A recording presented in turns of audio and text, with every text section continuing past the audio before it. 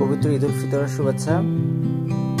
এবারে আমাদের আনন্দ হচ্ছিল মনে মনে, আর ভ্রমণ করেছি বনে বনে। আমার মেয়ের ইচ্ছে ছিল যে একটু প্রকৃতির কাছাকাছি যাবে, ঘুরবে, বেড়াবে। তাকে নিয়ে আমাদের এই পথযাত্রা।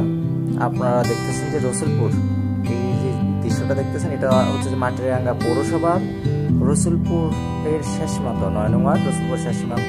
এই রোডটা হচ্ছে মূলত আকবারি রোড বলে উপজাতি এলাকা, এবং তৈকাতান আর্মি ক্যাম্প আছে এই রোডটা। এখানে অ্যাভেলেবেল মোটরসাইকেল চলে, অন্য যানবাহন তেমন নাই বললে চলে, মোটরসাইকেল চলে।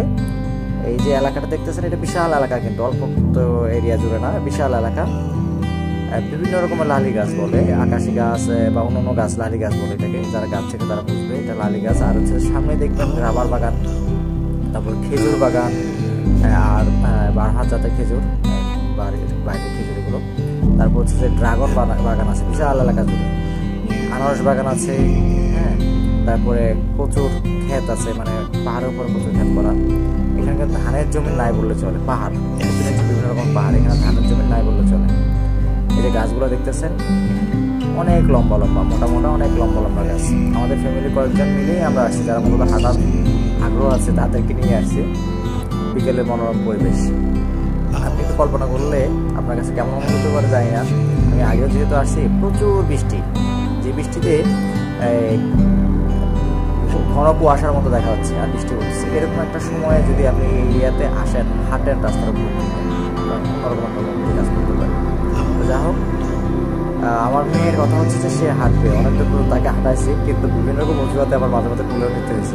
খুব খুশি, দেখেন খুব খুশি হাঁটতেছে।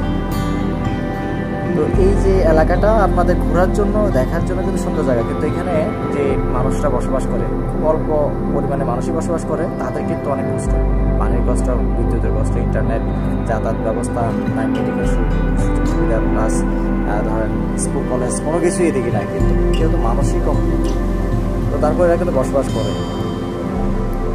তো আপনারা চাইলে এরকম প্রকৃতির কাছাকাছি আসতে পারেন, সুন্দর পরিবেশে আসতে পারেন। ইট কোলাহল আর যান্ত্রিকতার যে পরিবেশ, ওইখান থেকে বের হয়ে এখানে যদি আসতে পারেন তাহলে কিছুটা ভালো লাগতে পারে আপনাদের। আমার তো ভালো লাগে, আমি কিন্তু ঘুরি প্রচুর, তবে এইরকম বনে বনে ঘোরা হয় বেশিটাই। আগে হয়তো বাইরে বাইরে ঘুরতাম, বুঝতাম না আর কি, এখন কিন্তু বনে বনে ঘুরি।